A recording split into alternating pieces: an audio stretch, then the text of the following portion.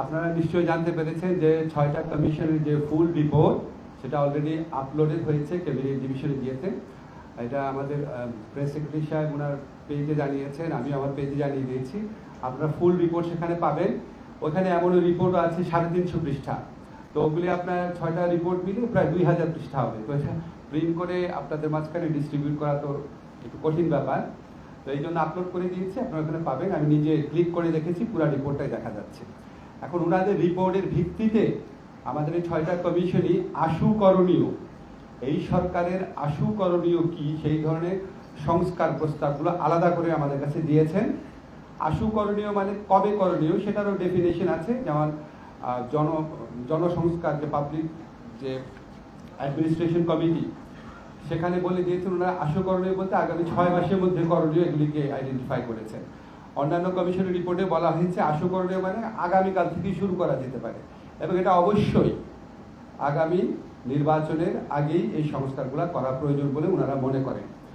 আশু করণীয়র যে লিস্ট আছে সেগুলির কিছু কিছু ব্যাপারে রাজনৈতিক দলের সাথে আলোচনার প্রয়োজন হতে পারে, আবার কিছু বিষয় আছে এতই মামুলি, এতই ছোটোখাটো যেটা প্রশাসনিক একটা আদেশের মাধ্যমে করা সম্ভব। যেমন ধরেন আপনি প্রত্যেক আদালতে যারা বিচার প্রার্থী আছে ওনাদের তথ্য দেওয়ার সুবিধা দেওয়া উচিত। আপনারা কি মনে করেন এটা রাজনৈতিক ঐক্যমত প্রয়োজন আছে? এটা প্রত্যেকটা মানুষ মনে করবে অবশ্যই বিচার প্রার্থীরা যেন তথ্য পায়, আদালতে গিয়ে আদালতের কোন জায়গায় কোন আদালত রয়েছে, কোথায় বিশ্রামাগার রয়েছে, মামলার তারিখ কি, বা এখানে আপনার কজ লিস্ট কি, ওই সম্পর্কে জানতে চাইলে ওনারা জানতে পারবেন। এটা নিয়ে তার আলাপ আলোচনার প্রয়োজন নেই। তো আশু যে সংস্কার প্রস্তাব আছে এটার মধ্যে কিছু জিনিস আছে যেটা আমরা ইতিমধ্যেই করতে পারি। ইনফ্যাক্ট একটা জিনিস আমরা করেও ফেলেছি অলরেডি, সংস্কার প্রস্তাব আসার আগে করে ফেলেছি। যেমন উচ্চ আদালতে বিচারক নিয়োগ আইন ওনারা এটা আশু করণীয় বলেছে, এটা আমরা অলরেডি করে ফেলেছি, আপনারা জানেন। তো এরকম আশু করণীয় যেটা আছে সেটার মধ্যে কিছু ব্যাপারে রাজনৈতিক ঐক্যমত্য প্রয়োজন হতে পারে, এটা আমরা আলোচনা করে ঠিক করব। আর রাজনৈতিক ঐক্যমত্যের লক্ষ্যে ফেব্রুয়ারি মাঝামাঝি সময় থেকে আলাপ শুরু হবে, এবং এই ব্যাপারে সরকার দৃঢ় প্রতিজ্ঞ, যত তাড়াতাড়ি সম্ভব এই ব্যাপারে মতকে বোঝানোর চেষ্টা করা হবে। আমি এখন আশু করণীয় যেগুলি আছে সবসময় আপনাদের বলেছি রিপোর্ট আপলোড আশু করণীয় কিছু জিনিস বলি, কিছু কিছু জিনিস পত্রিকা এসছে, কিন্তু আশু করণীয় হিসাবে এসছে কিনা আমি জানি না। তো আমি আশু করণীয় বিভিন্ন কমিশনের কয়েকটা প্রস্তাব আপনাদের কাছে বলছি, তাহলে আপনাদের মনে হতে পারবে, আপনারা ধারণা করতে পারবেন কি ধরনের সংস্কার প্রস্তাব হয়েছে। যেমন আশু করণীয়র মধ্যে আমাদের জনপ্রশাসন সংস্কার কমিশন যে আছে ওনারা প্রস্তাব করেছেন একটা স্থায়ী জনপ্রশাসন সংস্কার কমিশন গঠন করতে হবে। এটা পার্মানেন্ট কমিশন থাকবে, কারণ জনপ্রশাসন এমন একটা গুরুত্বপূর্ণ ব্যাপার, এখানে বিভিন্ন সময় সংস্কারের প্রয়োজন অনুভূত হতে পারে। কোনো সরকারি আদেশ দিয়ে নতুন করে না, এটা একটা পার্মানেন্ট জনসংস্কার কমিশন গঠন করার কথা বলেছেন উনি। সরকারি কর্মচারীদের, আপনারা জানেন আমাদের সরকারি কর্মকর্তা কর্মচারীদের ব্যাপারে বিভিন্ন অভিযোগ আছে রাজনৈতিক সংশ্লিষ্টতা নিয়ে, পেশাদারিত্ব নিয়ে। এই জন্য ওনারা নতুন করে আচরণ বিধি প্রণয়ন করতে বলেছেন। ওনারা ডিজিটাল রূপান্তর করতে বলেছেন। আমাদের যে সেবা খাত আছে, সরকারি সেবা খাত, সেটা সম্পূর্ণভাবে ডিজিটাল রূপান্তর এবং ই সেবা করতে বলেছেন। গণশুনানির কথা বলেছেন, যে নাগরিকদেরকে অভিযোগ শোনা সকল দপ্তরকে, সকল সরকারি যে দপ্তর আছে যারা প্রধানত নাগরিক সেবা দিয়ে থাকে তারা যেন রেগুলারলি গণশুনানির ব্যবস্থা করে ওনারা সেবা দিতে গিয়ে আসলে নাগরিকের সেবা পাচ্ছেন কিনা, কি সমস্যা হচ্ছে। ওনারা নাগরিক কমিটি গঠন করার কথা বলেছেন, জনসংস্কার কমিশন। আপনারা জানেন আমাদের সংসদীয় স্থায়ী কমিটি আছে, স্থায়ী কমিটিগুলো মন্ত্রণালয় ভিত্তিক জবাবদিহিতার কাজ করে। তো ওনারা বলেছেন জেলা পর্যায়ে, উপজেলা পর্যায়ে জবাবদিহিতা এবং মনিটরিং করার জন্য নাগরিকদের নিয়ে, গণ্যমান্য নাগরিকদের নিয়ে সেখানে নাগরিক কমিটি, স্থায়ী নাগরিক কমিটি গঠন করার কথা ওনারা বলেছেন।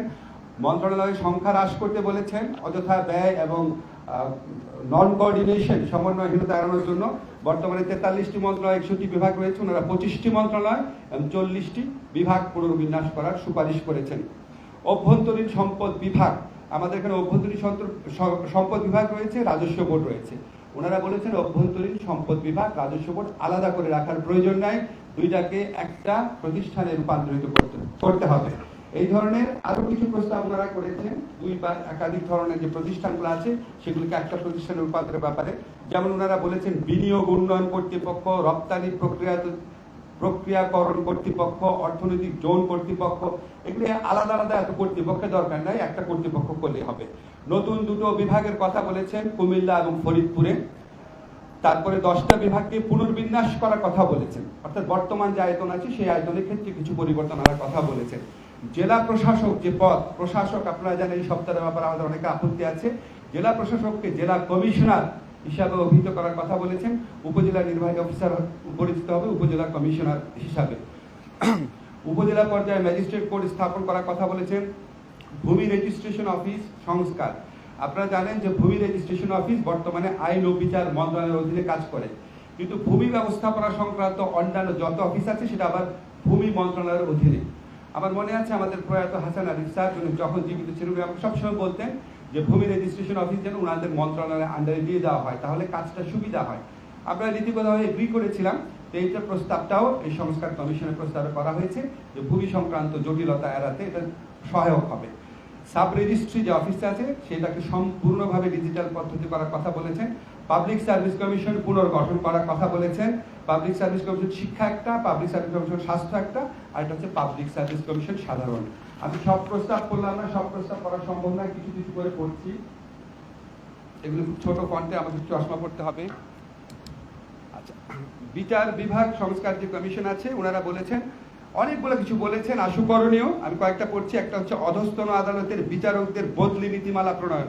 আপনারা জানেন বিচারকদের বদলি করার মাধ্যমে, ইচ্ছা মতো বদলি করার মাধ্যমে রাজনৈতিক দলগুলো বিচারকদের কন্ট্রোল করার চেষ্টা করে। বদলি নীতিমালা প্রণয়ন করার কথা বলেছেন।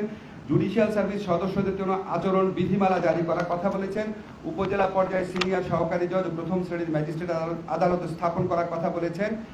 স্থায়ী জাতীয় অ্যাটর্নি সার্ভিস অর্থাৎ সরকারি আইনজীবী নিয়োগ করার কথা বলেছেন। ফৌজদারি মামলা তদন্তের জন্য স্বতন্ত্র ফৌজদারি তদন্ত সার্ভিস গঠন করতে বলেছেন। মানে এটা পুলিশের অন্যান্য বিভাগের সাথে কাজ করবে না, যারা তদন্ত করবে তারা শুধু তদন্ত করবে। বাণিজ্যিক আদালত প্রতিষ্ঠার কথা বলেছেন। আপনারা আসলে মাইক এমনভাবে রেখেছেন আমি পৃষ্ঠাটা উল্টাতে পারছি না। আচ্ছা, প্রত্যেকটা অধস্তন আদালতে সাংবিধানিক কাঠামোতে আইটি শাখা অন্তর্ভুক্ত করার কথা বলেছেন। আর আমাদের আদালতে যে সহায়ক কর্মচারী নিয়োগ হয় সেখানে আপনার অনেক ধরনের দুর্নীতির খবর পাওয়া যায়। এখন আদালতের যে সাপোর্টিং স্টাফ আছে তারা যদি দুর্নীতির মাধ্যমে নিয়োগ পান, স্বভাবতই তারা যারা বিচার চাইতে আসেন তাদের থেকে দুর্নীতির মাধ্যমে টাকাটা আদায় করার চেষ্টা করেন। এই জন্য ওনারা প্রস্তাব করেছেন জুডিশিয়াল সার্ভিস কমিশনের মাধ্যমে আদালতের সহায়ক কর্মচারী নিয়োগ। এখন দেখেন ওনারা এই প্রস্তাবটা করছেন আজকে। আমরা কিন্তু অলরেডি বিভিন্ন জেলা আদালতে যে সহায়ক কর্মচারী আছে অলরেডি তাদের নিয়োগ আমরা জুডিশিয়াল সার্ভিস কমিশনকে আইন মন্ত্রণালয়ের পক্ষ থেকে অনুরোধ করেছি জুডিশিয়াল সার্ভিস কমিশনের মাধ্যমে যেন নিয়োগ হয়। এখন এই ব্যাপারে তো আর রাজনৈতিক ঐক্যমত্য স্থাপনের প্রয়োজন নেই। আমরা আদালতের কর্মচারীরা যেন একটা স্বচ্ছ প্রক্রিয়ায় নিয়োগ পান, এটা তো আর মানে ঐক্যমতের অপেক্ষা রাখে না, ফলে এটা আমরা অলরেডি ইমপ্লিমেন্টেশন শুরু করে দিয়েছি। তারপর বলেছেন যে দেখতেও পাচ্ছি না, উল্টাতে সমস্যা হচ্ছে। আচ্ছা, ই জুডিশিয়ারি প্রকল্প গ্রহণ এবং মামলার সকল পর্যায়ে তথ্য প্রযুক্তির ব্যবহার নিশ্চিত করা, ইনফরমেশন ডেস্ক স্থাপন করা, প্রত্যেকটা আদালতে যেন ইনফরমেশন ডেস্ক থাকে। তারপর হচ্ছে নারী এবং শিশুদের জন্য স্বতন্ত্র স্থান আদালতে। তারপর বলেছেন অনলাইনে সরকারি সাক্ষীর সাক্ষ্য গ্রহণ। আপনারা জানেন অনেক মামলা থমকে থাকে, একজন পুলিশ ধরে সরকারি সাক্ষ্য, তো পুলিশ যখন সাক্ষী হয়, পুলিশ যে এই মামলাটা চলতে চলতে 10 বছর 15 বছর লাগে। দেখা যায় পুলিশ অত্যন্ত দূরবর্তী কোনো অঞ্চলে বদলি হয়ে গেছেন, পুলিশের সাক্ষী নেওয়া যায় না, এই জন্য মামলা চলতেই থাকে দিনের পর দিন। ওনারা বলেছেন এই সাক্ষ্যের জন্য পুলিশের সদস্য তো হাজির হওয়ার প্রয়োজন নাই, অনলাইনে যেন পুলিশের সাক্ষ্য গ্রহণ করা হয়। তা আমরা নিজেরা ব্যক্তিগতভাবে মনে করি এই ধরনের একটা বিধান করার জন্য তো আমরা ইমিডিয়েটলি পদক্ষেপ নিতে পারি। তারপর রয়েছে আদালত প্রাঙ্গণে রাজনৈতিক কর্মসূচি বন্ধের কথা বলেছেন। আদালত কর্তৃক অনলাইনে জাতীয় পরিচয়পত্র যাচাই করার কথা বলেছেন, কারণ আপনারা জানেন অনেক ভুয়া সাক্ষী হয়। বিচার প্রার্থী কর্তৃক নিয়োজিত আইনজীবী পরিবর্তনের ক্ষেত্রে প্রতিবন্ধকতা দূরীকরণ। আপনারা জানেন আমাদের যখন আইনজীবী নিয়োগ করি আমরা, তখন আমাদের যখন খারাপ অভিজ্ঞতা হয় আইনজীবীর কারণে উনি অতি ব্যস্ত বা খুব অনেস্ট না, তখন আইনজীবী পরিবর্তন করতে গিয়ে অনেক ঝামেলা হয়, উনি রাজি হন না, মামলা ঝুলে থাকে, অনেক কষ্ট হয়। তো সেখানে এই জিনিসটা সহজ করার জন্য ওনারা স্পেসিফিক বিধি করার কথা বলেছেন। তারপর হচ্ছে বিদ্যমান মামলা জট হ্রাসকল্পে অবসরপ্রাপ্ত যারা জেলা জজ আছে ওনাদেরকে চুক্তিভিত্তিক নিয়োগদানের কথা বলেছেন। ফৌজদারি বিচার ব্যবস্থা এবং দেওয়ানি বিচার ব্যবস্থায় সময় ক্ষেপণ এবং মামলা জট এড়ানোর জন্য স্পেসিফিক্যালি অনেকগুলো বিধির কথা বলেছেন। সেটা আমি প্রতিটা পড়ছি না, বা খুবই স্পেসিফিক সাজেশন দিয়েছেন। আপনারা জানেন আমাদের এখানে যারা ভিকটিম থাকে, আমাদের এখানে যারা উইটনেস থাকে, তাদের নিরাপত্তার একটা বিরাট সংকট থাকে। নিরাপত্তার জন্য সুস্পষ্ট শক্তিশালী আইন প্রণয়ন করার কথা বলেছেন। আইনজীবীদের ফি নির্ধারণ, এটা খুব ইনোভেটিভ মনে হয়েছে আমাদের। আপনারা জানেন আমাদের এখানে অনেক ভালো আইনজীবী আছেন, আবার অনেক কেউ আইনজীবী আছেন যারা হয়তো এমন একটা ফি নেয় যেটা মানে আপনাদের অনেকের কাছে মনে হতে পারে অ্যাকসেপ্টেবল না। তো ওনারা বলেছেন আইনজীবীদের ফি নির্ধারণে লিখিত চুক্তি এবং রসিদ প্রদান বাধ্যতামূলক করা। লিখিত চুক্তি থাকবে, ট্রান্সপারেন্ট করার জন্য করার কথা বলেছেন। মিথ্যা এবং হয়রানিমূলক মামলা প্রতিরোধের জন্য অত্যন্ত কঠোর কিছু ব্যবস্থা নিতে বলেছেন। এগুলি ওনারা সবই বলেছেন আশুকরণীয়। এর মধ্যেও যদি কোনো জিনিস আমাদের মনে হয় না রাজনৈতিক দলের সাথে এইগুলি ব্যাপারেও এত ফান্ডামেন্টাল কোনো ব্যাপারে কিছু আলাদার প্রয়োজন, সেক্ষেত্রে আমরা এটা করার চেষ্টা করব।